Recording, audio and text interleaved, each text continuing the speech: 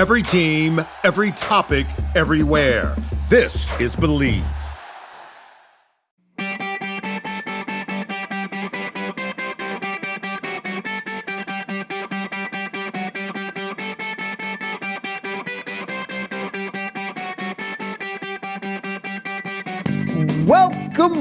Welcome, everybody, to the Hockey Think Tank podcast, brought to you by the Hockey Think Tank.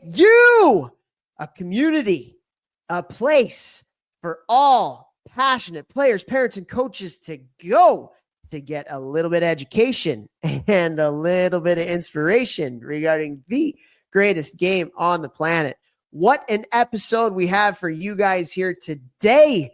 It's just Jeffrey, Jehu, Levechkio, and myself, and we went to you guys as the listeners, and we took your questions and try to answer them in the best of our abilities. And we love doing these mailbag episodes because we appreciate you guys so much. Like, you guys are living it every day, right? Like, you guys, whether you're a coach, whether you are a parent, whether you're a player, doesn't matter. You guys are living and breathing it every day. And so our goal with this podcast is to help provide some perspective that can make you understand the hockey world a little bit better, get a little bit better, get a little bit more perspective. And so that's why we love doing these mailbags every once in a while. And this was a fun one, to say the least. But before we do get over to that episode, let's bring on the talent of the podcast, the GMT man himself, Jeffrey Jehu Levechkio. Hard work, patience, more hard work is the saying in the back of his left shoulder as I'm watching him right now. And I just gave him the opportunity to flex his bicep. My goodness. Anyways, Vex, what's up today, buddy? Yeah, and for those of you that never seen my sick, beautiful studio gym in my basement, go to my Instagram and check it out. But that thing that Toph is talking about, I had a sign made for my home gym here that the only advice my dad ever gave me in the game of hockey over and over and over for more than 2 decades was hard work, patience, more hard work. That was his advice. No matter what the problem was, hard work, patience, more hard work. So I put it down in my gym. But anyways, I'm doing great, man. Doing really good. Have a couple things got to say here. Number one of my clients has been a client of mine for the last, I think, 4 years. Just committed to Division I hockey, Lindenwood University here in St. Louis. And I got to tell you, man, I was getting emotional earlier. I saw it happen right before we got on the podcast, and I was talking to my wife. I screamed when I saw it, calling. I'm just so excited. Hard work pays off, man. Being a good person pays off. Paying attention to detail pays off. This kid's name's Ethan Pierce. He's playing Cedar Rapids in the USHL. Man, when I met this kid, 6 years ago at TPH, when I was just there in a mentorship role, I hadn't taken over their off-ice training.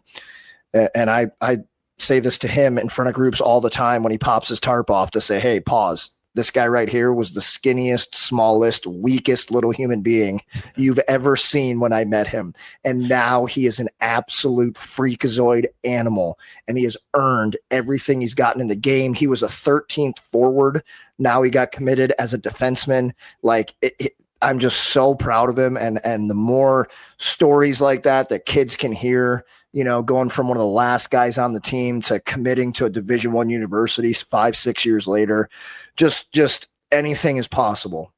Somebody is going to get a scholarship. Somebody is going to make the team you want to be on. Somebody's going to be on the first power play. Somebody's going to win a championship. Why not you? And you always have to remember that anything is possible, but it's never possible if you don't work your ace off for it. So make sure, if you're listening to this podcast, you obviously care about getting better. You obviously care about helping your kids, your team, your players, whoever, your organization. But I always want to put those stories out there because just very, very cool that Ethan has earned this every single day for the last 6 years.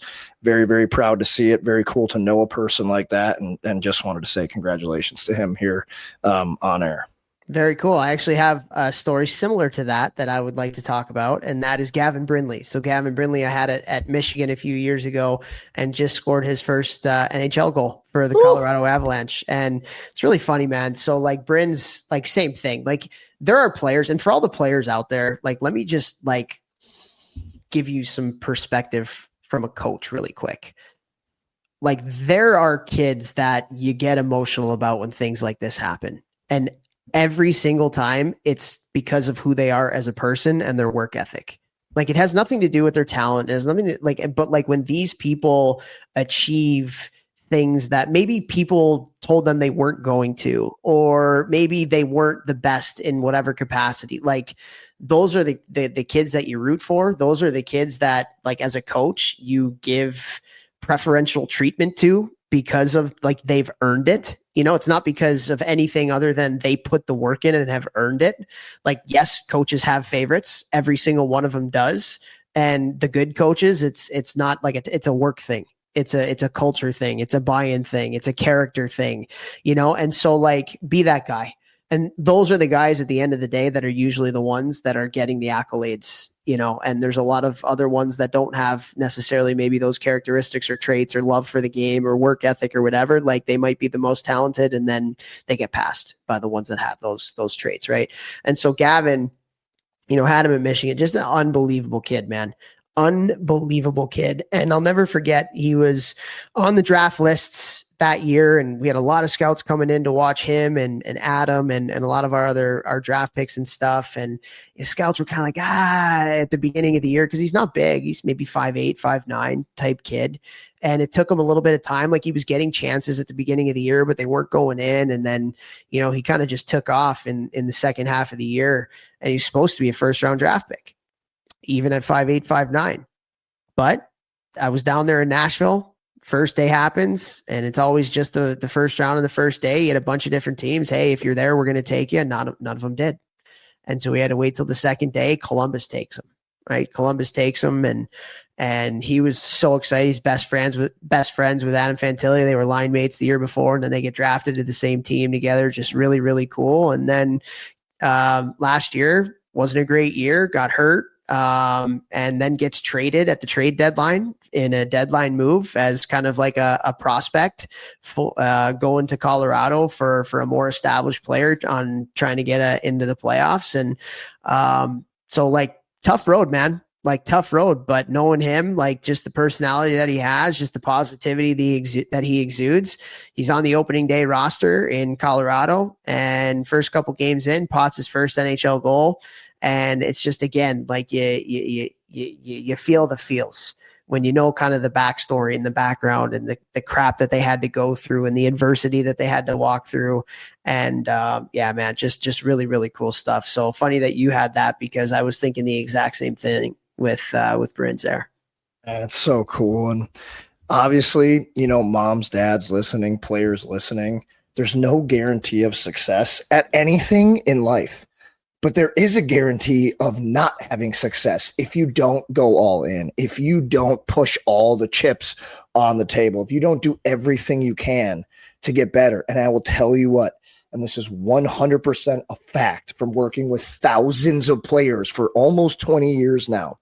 If you live that way, if you live a dedicated life, if you turn over every stone to find every single possible avenue that you can to get better at something, we're talking about hockey, but honestly, this goes for anything. If you live that way, whenever hockey's over, or golf or tennis or school or whatever we're talking about, you have taught yourself how to be successful at whatever it is you do with the rest of your life.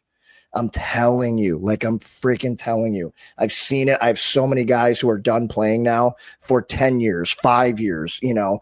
I'm trying to think of, like, when I started, you know, guys who are probably 15 years out of the game now. And the ones who, no matter how far they got in hockey, they lived in a way where they tried to absolutely maximize their ability, be the best teammate, be the best player they could on the ice, off the ice, in the kitchen, sleep, all that stuff. They are successful and happy in life after hockey because of they learned how to do that in hockey. So that's why, that's one of the biggest reasons Toph and I do this podcast. It's one of the biggest reasons that we love talking in front of teams and organizations and coaches and young players, to get this through your head. Okay. Like, no matter what you do in life, no matter how long you play in hockey. I mean, I had a client who made almost $80 million in the NHL. He still works right now. 80 million.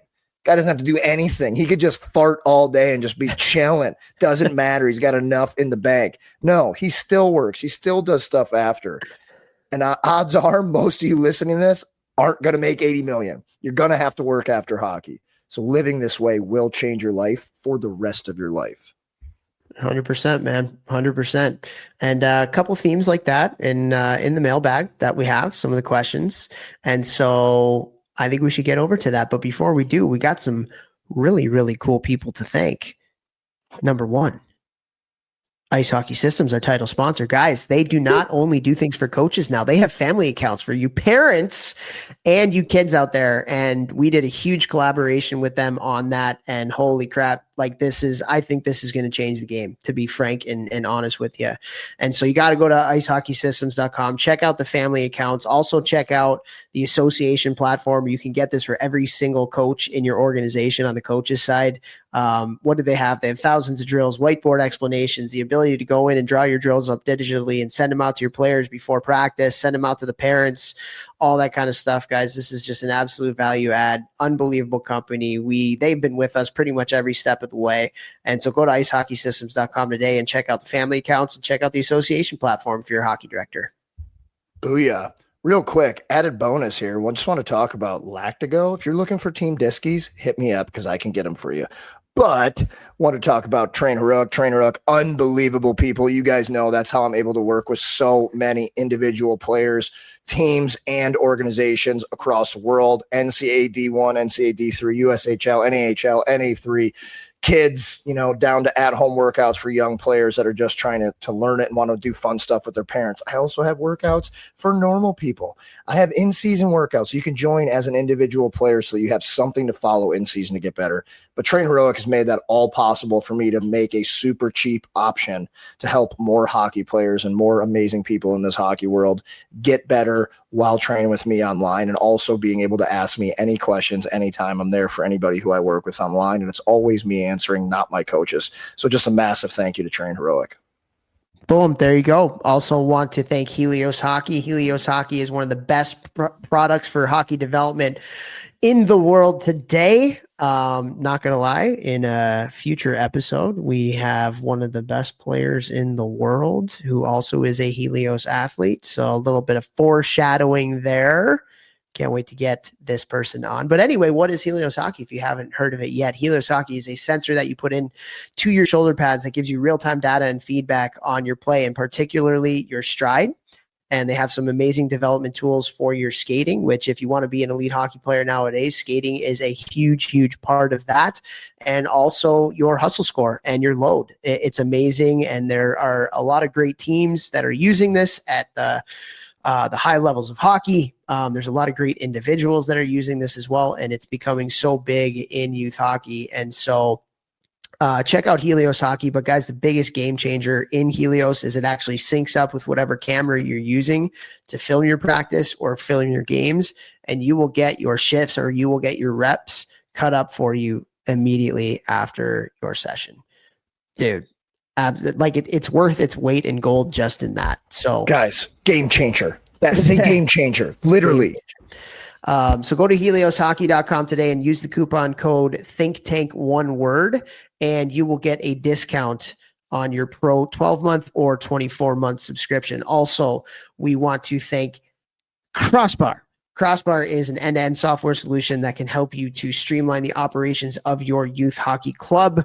I know so many people that have made the switch from some of the big box type companies to Crossbar and have been so happy that they have. So what do they have? They have a sleek and just really, really easy to use website design and backend registration for everything from your entire season to things like drop-ins and clinics and lessons.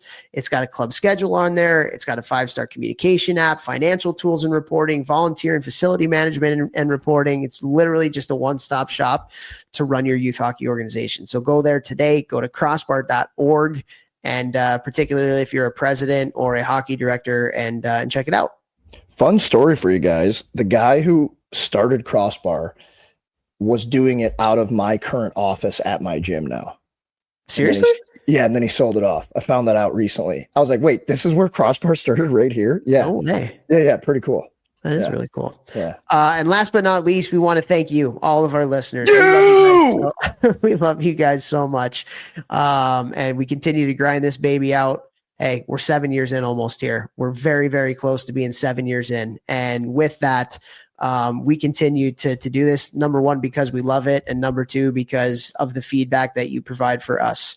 And that's why we do these mailbag episodes. That's why we treat our DMs and why we treat the emails that you send us with a huge responsibility, because we want to give back to the game and we really want to help to make the game better. So if you feel like we are doing that, what you can do for us is you can interact with the podcast in whatever capacity that you can, whether that be liking stuff, commenting on stuff, downloading it, shooting us a rating, shooting us a review, following our podcast. It just goes a long way to making us go a little bit higher in that big algorithm that everybody's talking about nowadays. But no, we appreciate you guys so much. And thank you for all you're doing in the hockey world. And with that, we've taken the questions that we got from you guys on social media, and we're going to talk about it now. So Vex and I tried to give ourselves a little bit of a time limit on each of the ones so we can get through as many of the questions that we got from you guys. And so hopefully you enjoy this episode. So without further ado, here we go with our mailbag episode. Yo, what is up? Mailbag episode. Let's do this, Vex. Let's just get right into it. You ready to rock and roll? Mailbag. Do it. Okay. Do you want like some fire first, or do you want to ease into it? I think we preheat the oven. We heat it up before we beat it up, and we go with a nice, easy softball. Okay. So as the strength coach, I'll give you this one. Okay. So this is an Instagram question right here. How much power skating is the right amount to work into rec fun 3-hour practice week? Go. How much power skating is the right amount? So if you get 3 hours of practices a week, how much of that time should be power skating? I don't know. I'd like 3 hours a week. So like, let's call that over 3 practices, 3 1-hour skates. Yeah. First 5 or 8 minutes of practice. If you're playing rec fun, yes, you have to be a better skater. And if you're a better skater, you can do more things on the ice and it's more fun.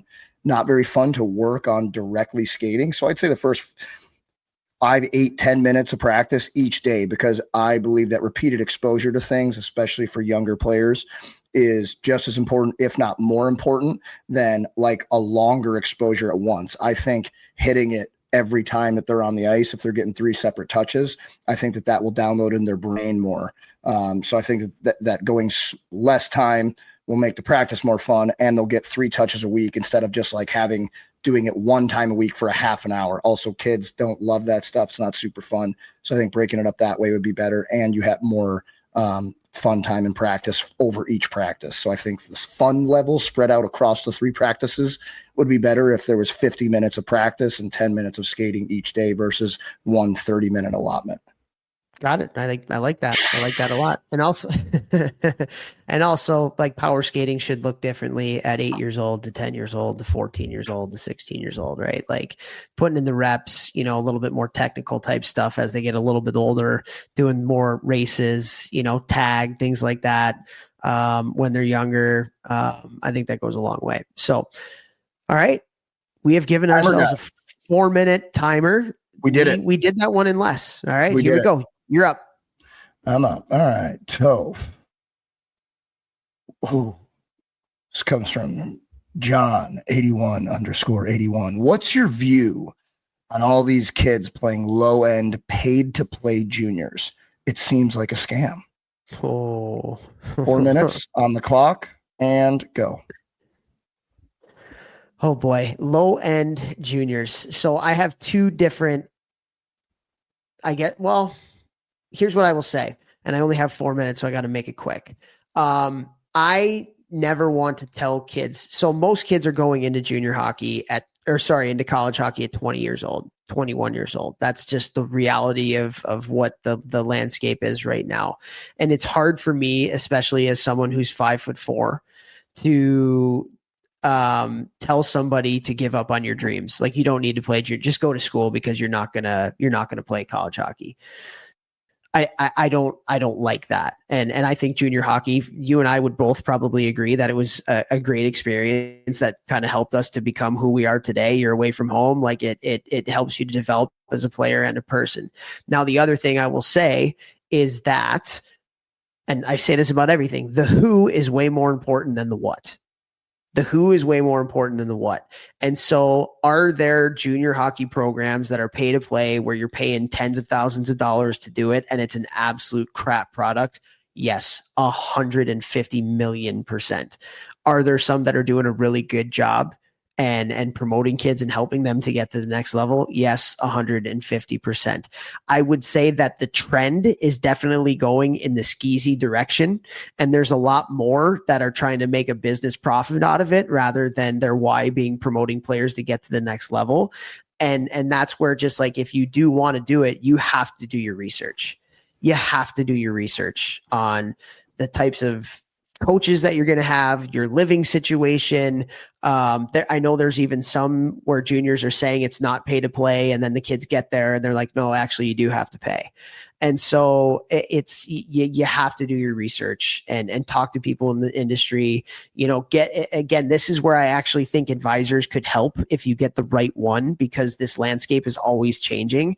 And if they have the ear to the ground of the good programs versus the not good programs, it can probably actually help you to save some money. It might be an investment in the advisor at the end of the day to get you to the right spot that you'd be paying more by going to a crap program that charges way more than they should. And so, long-winded answer to your question, the who's more important than the what. I am a believer in junior hockey for different capacities. And I don't want to tell kids, don't do it because just go to school, you're not going to make it. People told me that, and I never believed in that.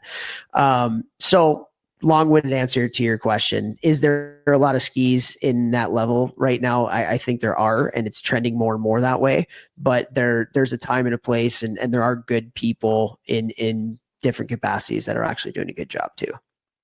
Respect 255. I'll take about 30 seconds here to add on to that. Totally agree with Toph.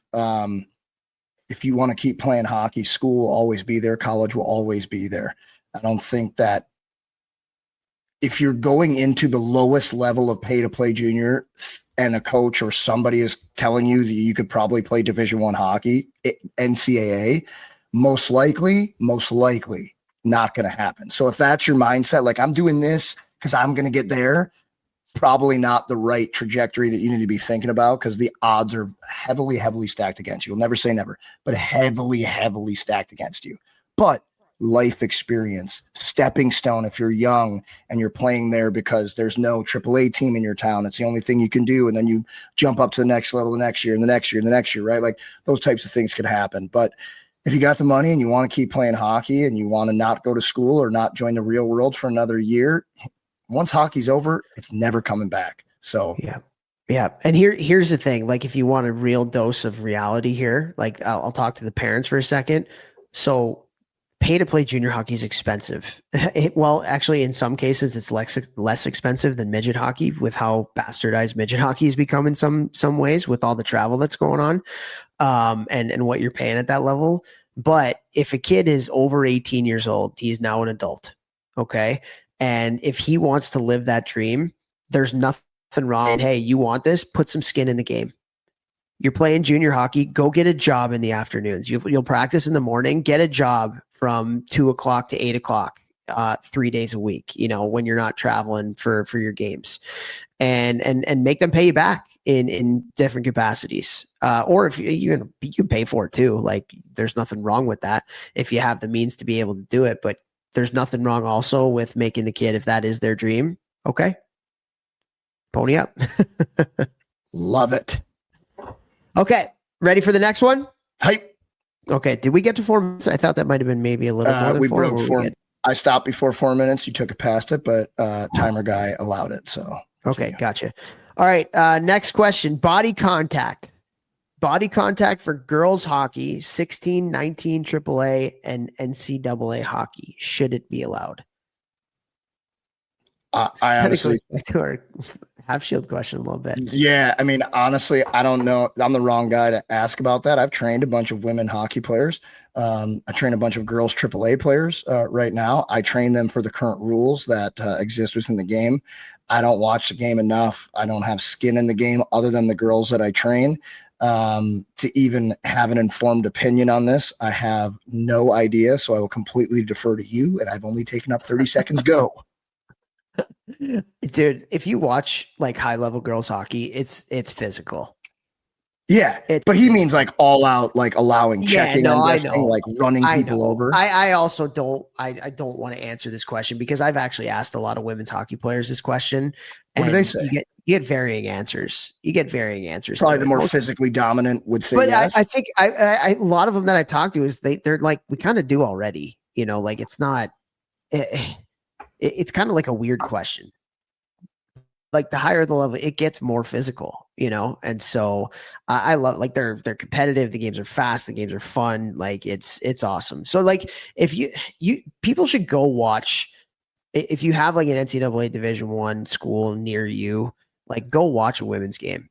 They're incredible. Go watch a PWHL game. They're incredible. And you like the contact question, like it's physical. It's a physical game. They don't blow people up like you can on the boys' side, but like they do it in the right way, you know, then it's great. Like it's a great product. So then would you say no change?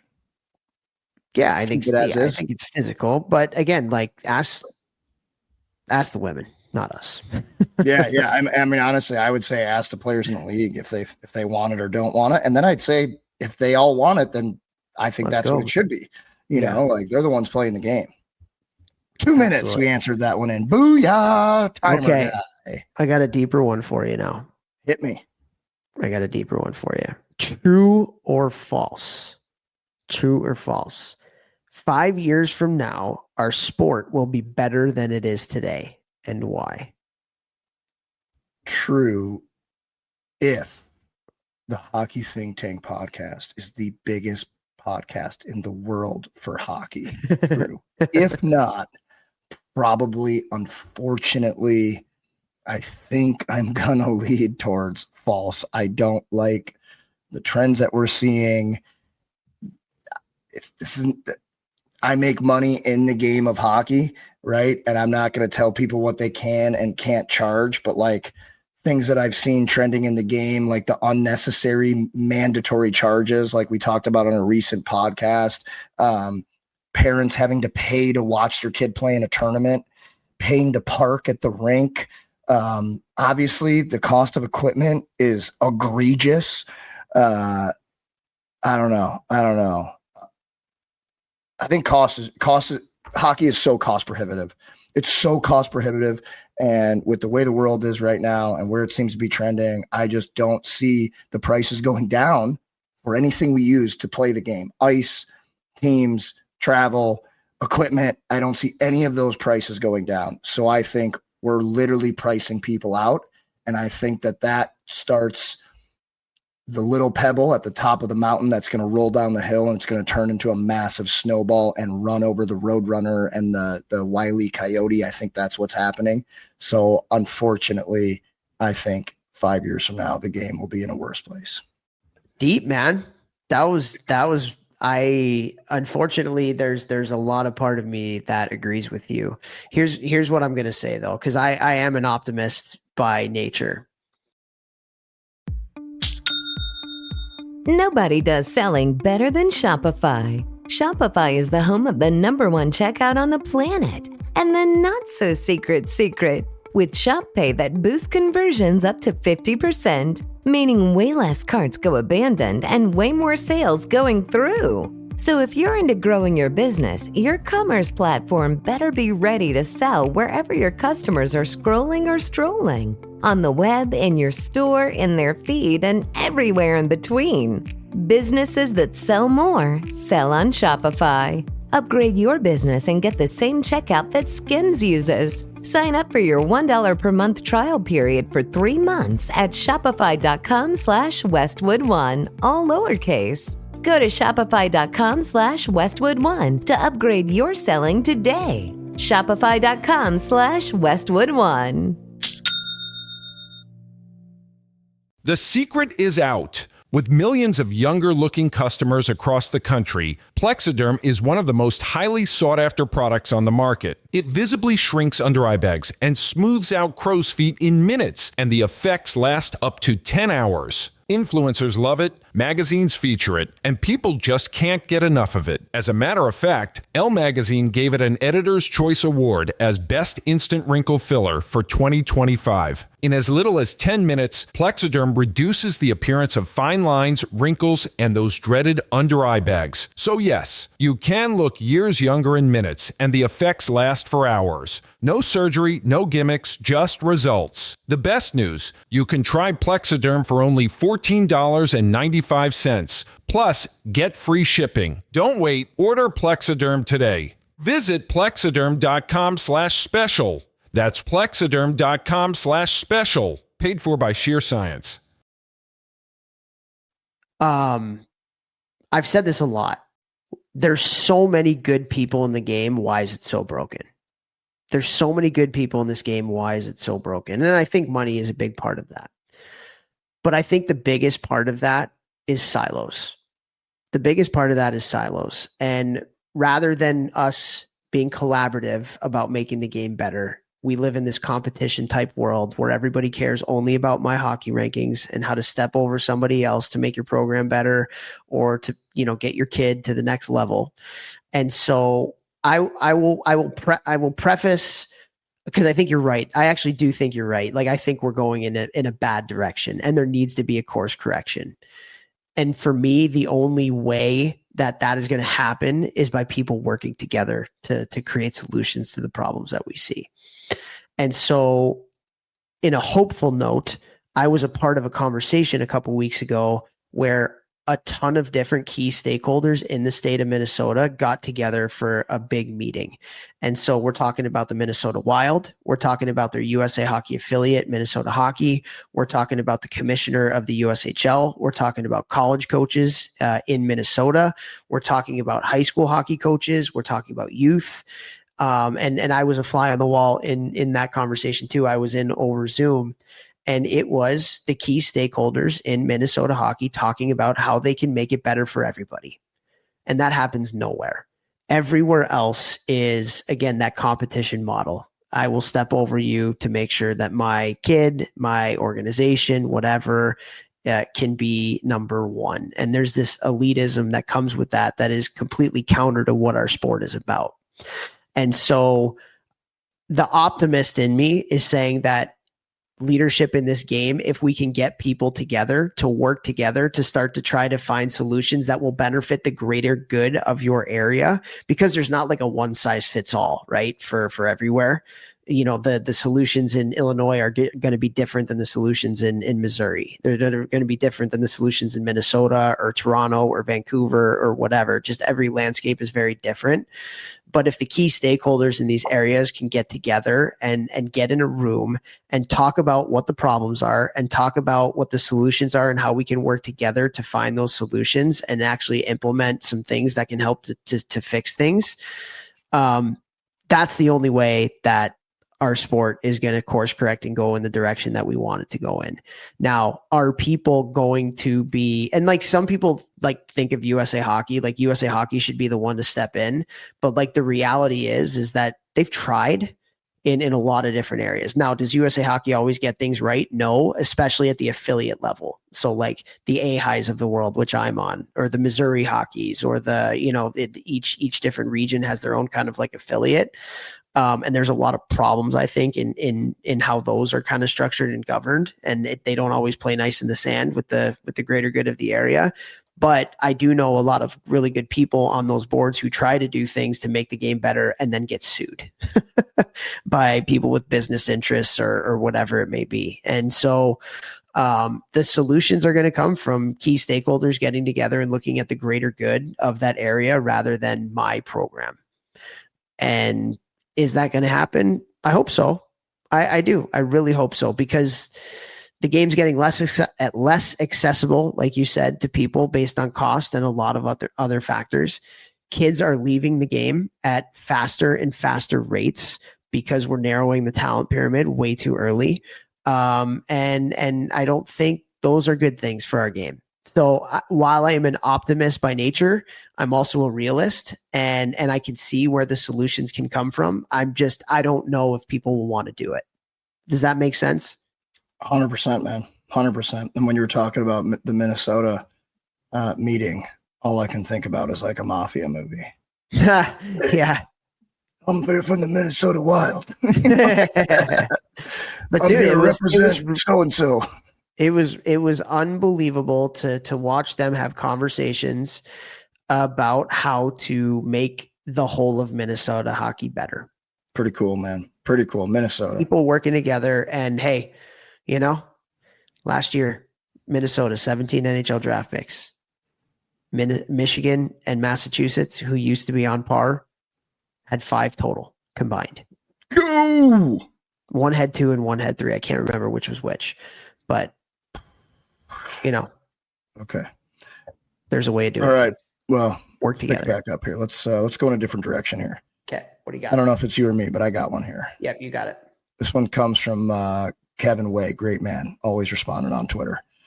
Will the U.S. Developmental League 36 AAA teams at the 15U and 17U levels cause sanity to break out, meaning strong regional AA leagues and high school hockey, or will people just AAA harder at 8, 10, 12, and 14U in a desperate attempt to try to make it on one of those 36 teams?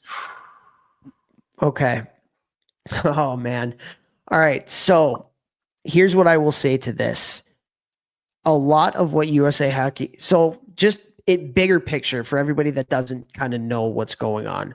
So USA Hockey as a whole has proposed this new development league that it's actually, it's taken a bunch of different turns in what it's going to look like. And from what I believe as of right now, it's actually not going to be a 15 and a 17 league. It's going to be a 17 league.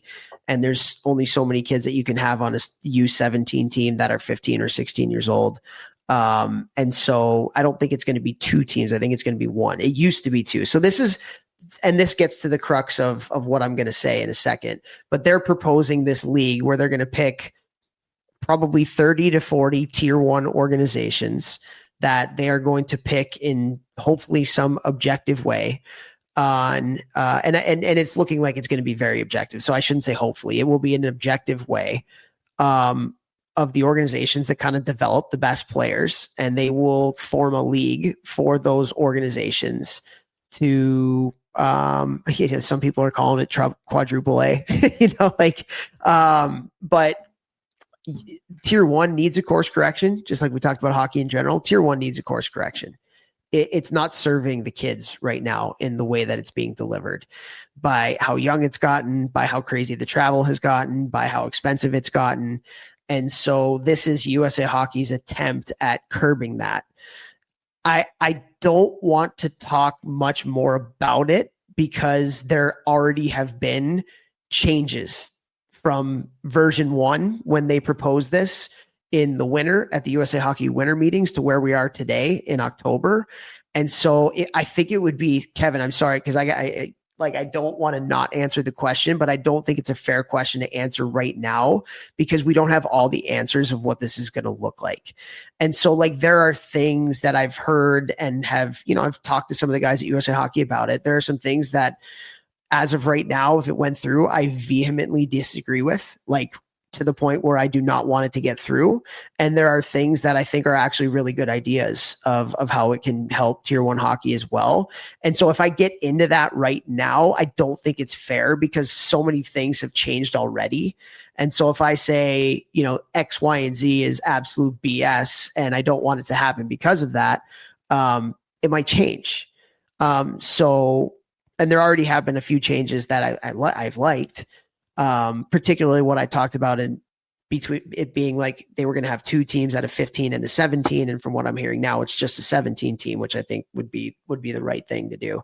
So I don't want to, it's not a cop out. I don't want to answer the question yet. There will be a time where I will answer that question to the best of my ability when it comes out and it's finalized, but it's not there yet.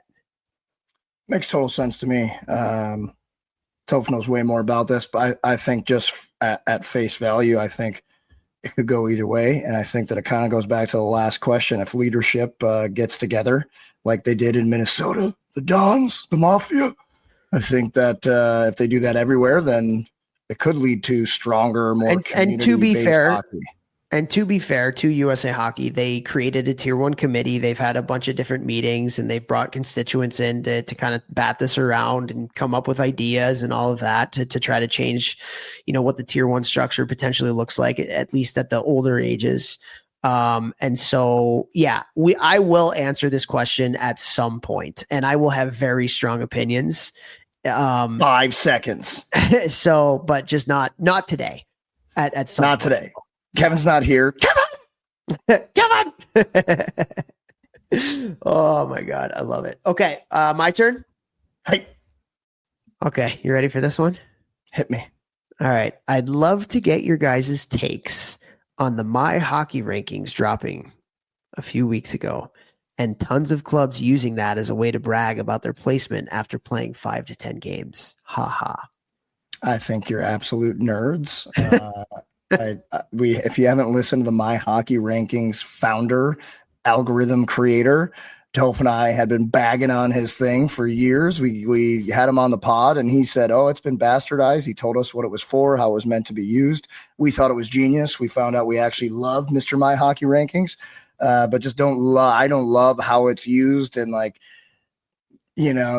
recruiting, all these kids, man, they're all talking about, I got to go here, I got to go there because you're playing these ranked teams and those ranked teams. And then, they get there and they're not getting the same development they were getting somewhere else. And it's like, well, yeah, you went there because you're worried about rankings that are arbitrary-ish. And I just think it's stupid. I think it's all stupid. Stupid. My opinion. Yeah, it's not used in the way that it was intended. Neil Loden was the guy that founded it, and we had him on the podcast. Man, it was probably about a year ago or so now. But Great he podcast, talks dude. about why he did it and how people are using it, and he doesn't like it. And it was a site that was, Neil is a guy from a rural state that wanted to find good competition for teams, right? Because if you don't know, if you live in a rural area, you might not know people and which teams to play. And so this ranking was made so teams can find like competition in this internet day and age. And now it's just a status symbol. In fact, I'm going to have to tell you this offline.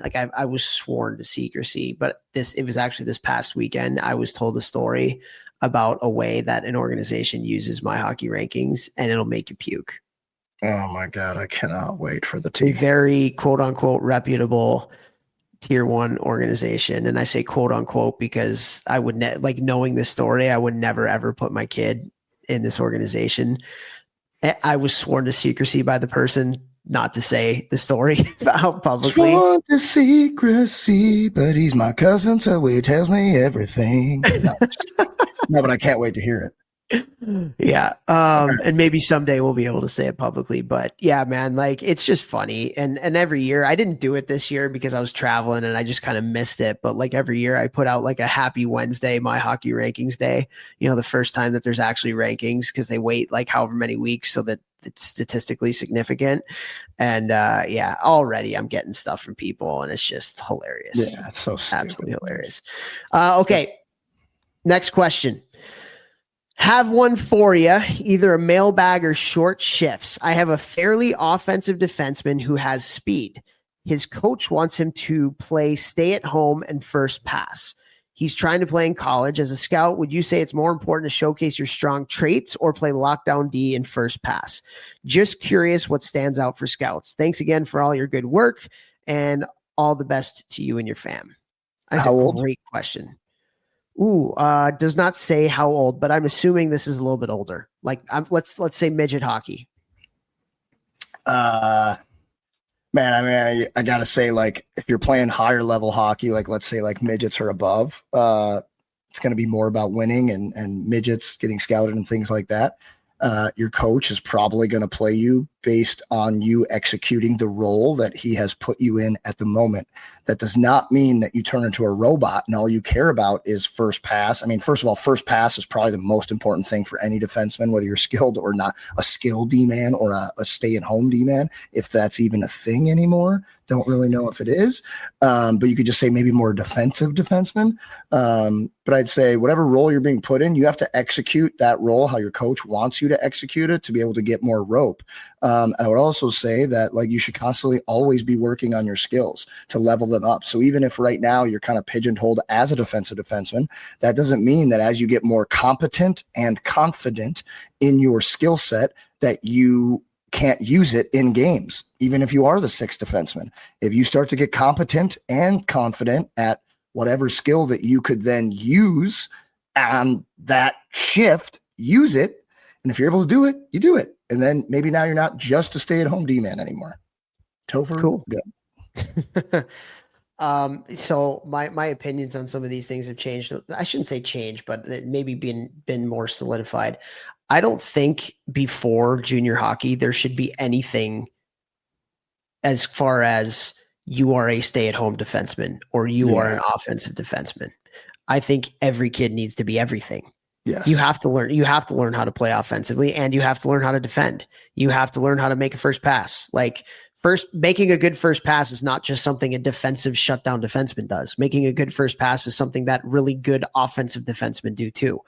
And so like, you know, if you're a coach and you're coaching your D that differently, where there's like certain kids you let jump up in the play and certain kids you don't, like you're severely hampering that kid's ability to develop skills that are necessary to play at the next levels.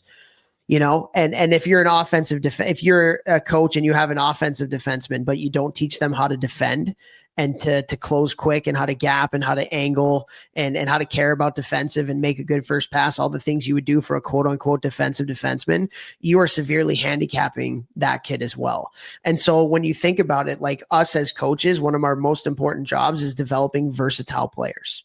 We have to develop players that have skill sets that are versatile, because as they move up levels, they might have to play a different role. And if they're not equipped with the skills or the tools to be able to do that, then what are we doing? Like, what are we doing? Like every kid needs to learn how to jump up into play.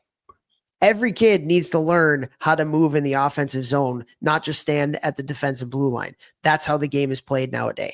Every kid needs to learn how to break a puck out, you know, with pressure, without pressure. Like, so I fundamentally disagree with like pegging kids at any level before junior hockey, you know, and maybe at the end of the year, right, when it's playoff time, okay, let's play a certain role, you know, when, you know, you want to put a banner up in the stands, like, okay, like I can get behind that, but our role as coaches is development, and pegging kids is not development. I'm sorry. It's just not. So what do you do? So that's just my opinion on that. What do you do as a dad in this situation?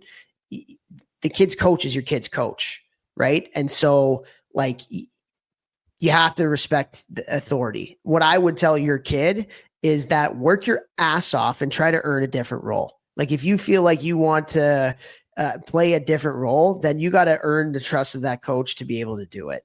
Focus on the things that you can control. Work, better your skills, better your skills. Be the first on the ice for practice and beat a kid out. Like if there's a kid above you that's playing a role, beat a kid. Even though I disagree with the fact of having those types of roles at that age, and I'm assuming midget hockey or bantam hockey. Hopefully, dear God, it's not like Pee Wee or Squirt, like they're below. But like again, like don't make excuses for your kid. Have them earn it. Beat a kid out. That's what I would say. Unbelievable answer, Topher, and why you are the hockey think tanker himself. Guys, please, this can't be understated enough. How you talk to your kid about these things is going to become part of their identity and their attitude. And no matter how you feel, no matter how wrong you think the coach is, you cannot tell them that. It will do them no good. I have never, ever, ever, ever seen any good come out of that. It's what can we learn from this? Your job to beat them out, your job to find a way, your job to outwork them, your job to life's going to be hard when you get out of hockey too. So how are you going to figure out those problems? Let's problem solve. Let's figure out a way, no matter what it is, because that's what's going to help them get over, around, or through hockey. And obviously all of the different things that they're going to be hitting as far as adversity in the rest of their life. And you can severely hinder them the rest of their life. And I have seen it after working with thousands of players in person. The parents who make excuses and chirp the coach and say the coach is an idiot, don't listen to what he said, and all these things. Like, I don't care. It doesn't matter how big of a D-bag that coach is or how stupid he is as a hockey mind. Doing that will never, ever, ever, ever end up in a positive outcome for your player. So really think about what Toph said, please. Yeah. And if you like follow me on social media, Derek Edwardson, who we had on the podcast probably like 3 or 4 weeks ago now, he said that coaches know when the parent, you remember that clip? Like, coaches know when the parent like talks bad about what the coach is doing, because 100%. it shows up in the kids' play and how So they easy. show up with intention at the rink, you know? Yes. So Yes. good point there. All right. All right, You got let's any see. more? Yeah, I'm going to see if my phone gets through this here. It's on 1% battery. Nobody does selling better than Shopify. Shopify is the home of the #1 checkout on the planet. And the not-so-secret, with Shop Pay that boosts conversions up to 50%, meaning way less carts go abandoned and way more sales going through. So if you're into growing your business, your commerce platform better be ready to sell wherever your customers are scrolling or strolling. On the web, in your store, in their feed, and everywhere in between. Businesses that sell more, sell on Shopify. Upgrade your business and get the same checkout that Skims uses. Sign up for your $1 per month trial period for 3 months at shopify.com/Westwood1, all lowercase. Go to shopify.com/Westwood1 to upgrade your selling today. Shopify.com/Westwood1. The secret is out. With millions of younger-looking customers across the country, Plexiderm is one of the most highly sought-after products on the market. It visibly shrinks under eye bags and smooths out crow's feet in minutes, and the effects last up to 10 hours. Influencers love it, magazines feature it, and people just can't get enough of it. As a matter of fact, Elle Magazine gave it an Editor's Choice Award as Best Instant Wrinkle Filler for 2025. In as little as 10 minutes, Plexiderm reduces the appearance of fine lines, wrinkles, and those dreaded under-eye bags. So yes, you can look years younger in minutes, and the effects last for hours. No surgery, no gimmicks, just results. The best news, you can try Plexiderm for only $14.95. Plus, get free shipping. Don't wait. Order Plexiderm today. Visit plexiderm.com/special. That's plexiderm.com/special. Paid for by Sheer Science. Look at him, eating whatever he wants, never gaining a pound. While I'm stuck with the boring special and can't lose an ounce. How's your lunch, man? Amazing. Yours? So good. Oh, I'm so happy for you. Cool, buddy. Weight loss isn't fair, but Mochi Health is. The affordable GLP-1 source that can fix your frustration with food. So, same time next week? No! Definitely. And your friends. Learn more at joinmochi.com. Mochi members have access to licensed physicians and nutritionists. Results may vary. I really All right, like this last question here. Is Uncle Tim serious? No, just kidding. I mean, that was a question, but okay, we'll move on to the next one. All right. Let us know what you thought about Uncle Tim's episode. All right. No, Timmy. As parents, how do we best support as parents, how do we best support our 14U player being named captain of his team? Great question. That is a great question. Love it. Thank you, C. Marie 0218. Okay. I have 2 words. Be yourself. And I know you were going there, just friends. Be yourself. Yeah. Be yourself. Man, you are named captain for a reason. Lean into your strengths. Be the best version of you at the rink, away from the rink, and everybody will follow your lead based on your example. Don't try to be something that you're not. Be yourself. There's a reason you were named captain. That's it. Absolutely love it. The only thing that I would add to that, get him some leadership books. Let him read about leadership. It doesn't mean you do what the people say in the book, but just, always learning how to lead. It's a very, very, very important skill for successful people down the road, no matter how long they play hockey for, as well as being a good follower. But I think some good leadership books would be something that I would help them invest in for sure. Yeah. Yeah. All right. I got one more. Okay. And this is actually very relevant to you. And I'm not going to say who texted me this, but I got a text today from a guy that I really respect in the game. He's a head coach in junior hockey. And I don't think he would, I'm not going to say his name, but I don't think he would mind me sharing this. But he said, you should do a study on labrum injuries, hips and shoulders, and the majority of where the players come from, basically, that are getting these injuries. I'd be willing to bet the AAA players have a way higher rate of injury for those specific issues than the Minnesota kids. It is insanity how much labrum injuries have skyrocketed. I would love to hear your thoughts on that, because here's my thoughts. You work with a company that has extra ice. I don't know how many times a week they're on the ice, earlier when we talk about TPH. Labrum injuries, I would 100% agree, just anecdotally, are skyrocketing. Did he say shoulders or hips? Both. Oh, he said both. Okay. Both. It's overuse injuries are a big problem. They're a really big problem. And to get this text today from a junior coach who I respect, it was like it's not just like a thought, guys. Like there are issues in our game of overuse. And so it was interesting how, like, the study, like AAA versus Minnesota, so I don't know, man. Like, what are your thoughts? Yeah, I mean, there's no doubt. I think I don't necessarily think it's a AAA problem. I think it's a year-round hockey problem.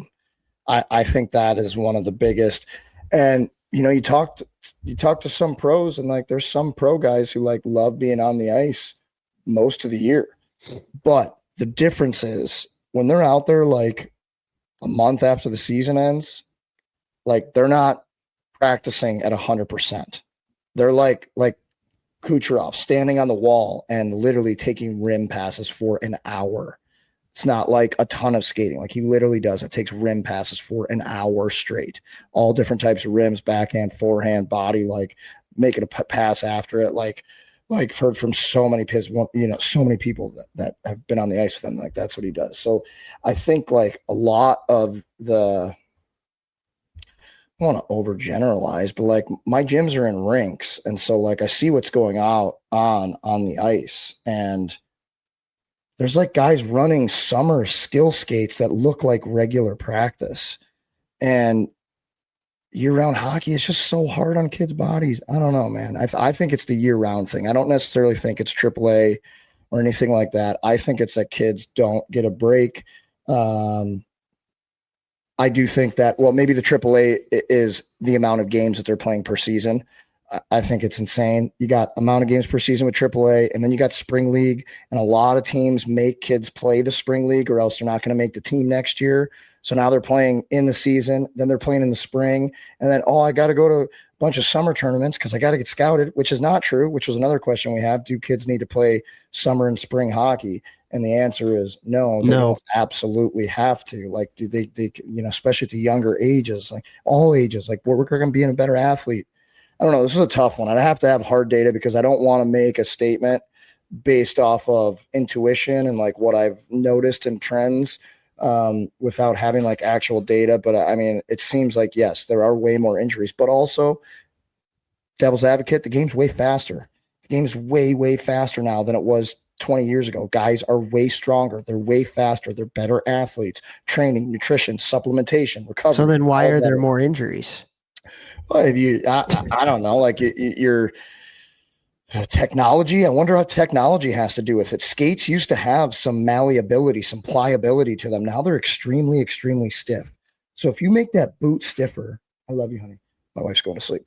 If you make that boot stiffer, I would expect there would be more forces at the hip. You are faster on the ice. You can stop sooner. All of these things with the better technology and skates. But at the same time, having a very stiff skate, I would assume if you did some type of like analysis biomechanically that you're putting more strain on the hip because the skates are stiffer too. And I've been saying that for years when they started switching skates from like a more pliable thing to like the hard one-piece boot. So I don't know. Yes, I do think injuries are going up, but I think that it's not just one factor. I think it's like a whole bunch of factors all at the same time that are kind of converging to make this a thing. Yeah. I will, first of all, I say this all the time now. The who is more important than the what. So if you have a coach, if you're doing extra stuff or you go to an academy, that where you're skating 3 times a week on top of all the practices that you're doing and the games that you're playing on the weekend, because there's a lot of kids, that are doing all the online stuff now that are on the ice getting touches 9 times in 7 days. They're practicing every day and they're doing skill sessions every day. And then they play 3 or 4 games on the weekend. Okay. If you don't have somebody obsessed with sports science and obsessed with recovery, you're going to get hurt. Like, there's no doubt, unless you're a freak Gumby type of person, you're going to get hurt. I'm sorry. You're going to get hurt. And so, yes, the year-round thing is certainly a part of that. The fact that kids aren't playing multiple sports anymore is a part of that. But 100%, I think that kids are on the ice during the season way freaking too much. Way too much. And you could get away with it if you have a coach that's on the ice and you have a strength coach and then a coach who coaches your team who know what they're doing. So here's what I will say. The only way that it would work is if the strength coach and the skills coach and the coach of the team are on the same page. Yes. That's the only way it can work. And that's the only way even then, I still think they're on the ice way too much. Yeah. Right. So the only chance you have to like actually make that kind of life work is if those 3 people are on the same page. Like, so here's why that's important, because I had this come up this week. Honestly, I have a younger player that I work with whose hip flexors are screaming right now. And why is that? He goes to an academy. He works out at the academy. He skates at the academy. The skates at the academy are very light. They're not a lot of skating. It's a lot more like individual skill work. It's not a ton of skating, because the coach is a former pro and not an idiot. If you're going to do that, that's what it needs to be. It's what it needs to be for the vast majority of the season. Then he goes to and practice with his normal team, and then he's running stairs at night in season, running stairs. And he comes in, he's like, my hip's hurting. I'm like, what's your last week look like? And he's how like, old is he, Vex? He's probably 13. And he's running stairs after practice. So this is exactly why we need to have this conversation. There's no world in which a 13-year-old should have hip problems. Yeah. Now, this isn't a hip problem. This is a little bit of overuse at the moment. His hip flexors were screaming, a little bit different, but that's what. Yeah. Like that's not going to be a labrum. Like, his hip flexors are just overworked because he skated a bunch of times and then he ran stairs. And every time you pick your foot up, you're going into hip flexion. So skating uses a lot of hip flexion. Yeah. It's just like, I mean, it's like, well, what is the point of this? Especially when you have guys who, go to an academy. So you don't need to do this anyways all the time in season. It's like one time for like a punishment because they left the locker room dirty or something. I'm like, okay, cool. Like, fine, teach them discipline. But when you already know that players are playing 3 to 4 games a weekend and they're practicing 3 times, and then some of them are on high school teams, some go to academies, they're working out.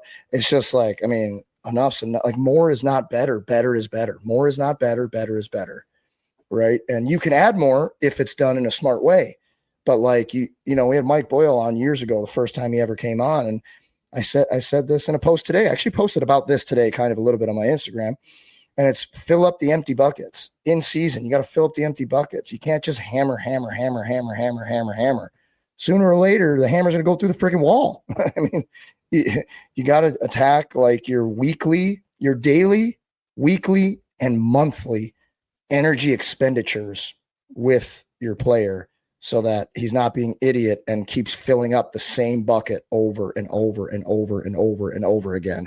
And that's how we lead to overuse injuries, not playing multiple sports, not taking time off, not being a more efficient, more effective mover, not strength training, skating 5 bajillion times a week, not doing proper recovery, not doing strength training, like all these things, it's all like kind of like creating like this messy, like, those maps where they're trying to find out who the killer is. And they got, strings going all over the map. We got like 5,000 strings going on here, and we just need to be smarter with our stuff.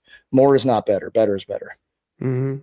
Yeah. And if you're a parent that has your kid at one of these online schools, like I would make sure that strength coach of the team and skills coach are on the same page. They have to be. They absolutely have to be. Like there should be a sit down, and a monthly plan of what this month is going to look like in terms of the touches on the ice, in terms of the games, in terms of the workouts, what those workouts are going to look like. Because it's a huge problem. It's a huge problem in our game right now.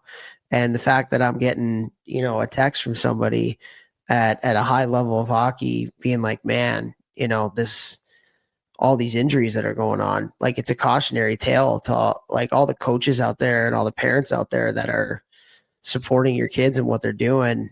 Like the overuse stuff is not like, it's not just like run in the mill. You just kind of hear about it thing. Like it's happening. I mean, I see it at the kids who are almost at the junior level and at the junior level that are not the top tier kids, and the ones who have to go to multiple junior camps in a summer and are going to all those for 2 to 3 years leading up to when they go to junior tryouts. So maybe like starting at 13, 14, like going to like all those summer showcase tournaments to get scouted. Like those are all the kids who skip working out, and then they're not taking care of their body, and they're beating their bodies up at these showcases in the summer, and their body's still hurting them from last year that hasn't been repaired, hasn't been recovered.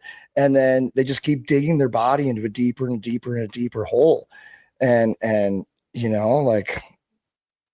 just some of these summer showcases, who did we have on too? I forget who it was that made a really good point on the amount of games that you play in a weekend.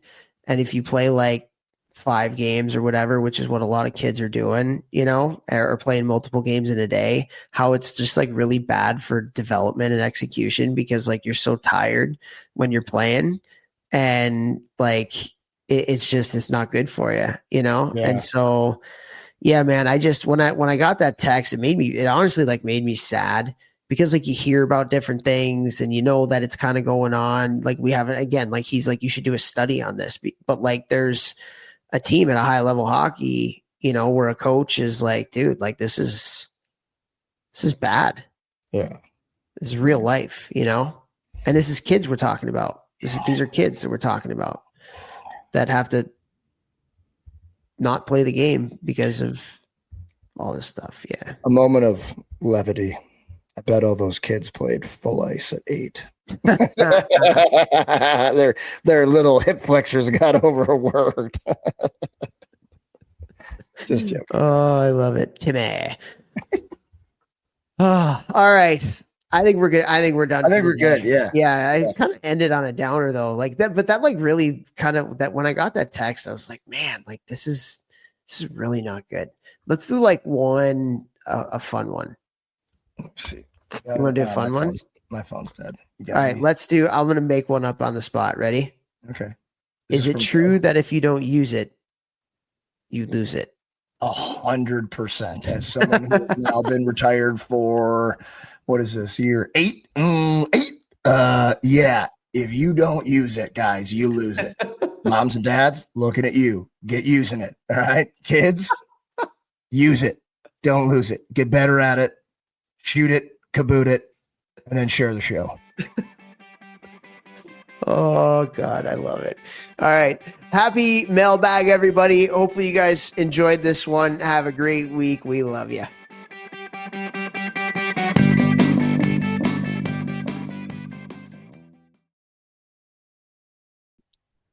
Hockey is back, and this season, DraftKings Sportsbook, an official sports betting partner of the NHL, brings you all the speed, skill, and nonstop action you love. New customers, bet just $5, and if your bet wins, you'll get paid out $300 in bonus bets instantly. If I had needed this product, it's what I'd use. Download the DraftKings Sportsbook app and use code THPN. That's code THPN to turn $5 into $300 in bonus bets if your bet wins. In partnership with DraftKings, the crown is yours. Gambling problem? Call 1-800-GAMBLER. In New York, call 877-8-HOPE-NY or text HOPE-NY 467-369. In Connecticut, help is available for problem gambling.